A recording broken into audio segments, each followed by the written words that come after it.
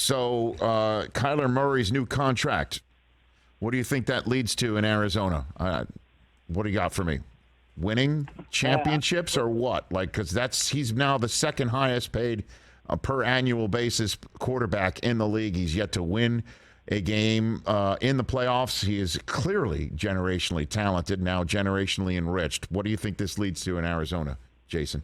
I mean, I definitely at this point can't say championships just for the fact that they haven't done anything yet to show us that they have championship written all over them. And I think that's the odd thing about when it comes to contracts. I remember getting my second contract when I was in Tennessee, and our GM at the time was Rustin Webster, and I signed the deal and everything, and obviously excited, ton of money, all of that. And Rustin comes up to me, and he's just like, hey, the reason we paid you is because we want you to continue to do what you have done since you've been here. The leadership, the way you play, don't think that you have to do anything differently. We paid you because of who you are and how you approach this game, so continue to do those same things.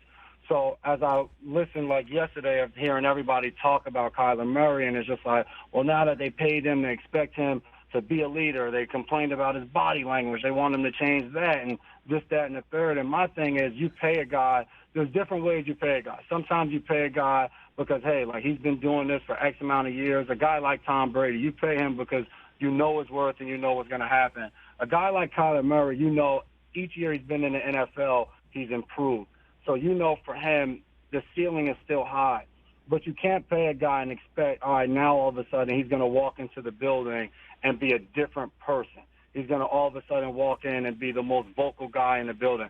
No, he's going to continue to do the same things that he's done. So for me, I do think Arizona's going to continue to improve as Kyler Murray goes. I just don't know if it breeds championship. The Rams are still a very good team in the NFC. I don't know if they've been able to build a roster to get over that hump. Obviously, DeAndre Hopkins is going to be missing games early on in the season, and they're going to need guys to step up. So I think you get to a point where this day and age you need a quarterback to win, and there's a market value of what that position demands, and they had no choice but to pay him because he's a starting quarterback, and he's one of the better ones in the league. I know my guy, Chris Brockman, across the way from here, gets upset every single time. I'm like, does he deserve it? He absolutely deserves it because that's what the market pays him. It's his turn. And it was his turn. The question is how will he earn it? And I think you just kind of gave an assessment that's accurate. Like, we haven't seen Arizona finish strong yet since he and Cliff Kingsbury have been together. We haven't seen that big finish to top off what they were able to do in the first half of a season. And now their first half of this season's without DeAndre Hopkins and the defending champs with their big, huge, moon-sized championship rings they got last night. That's going to be a very tall order, Jason. Very tall. Without a doubt. And the biggest challenge for the Rams is going to be how do you handle the success? Super Bowl, you got the parade, you get the rings, you got the stadium underneath, flip the top off on the ring, show that off as well.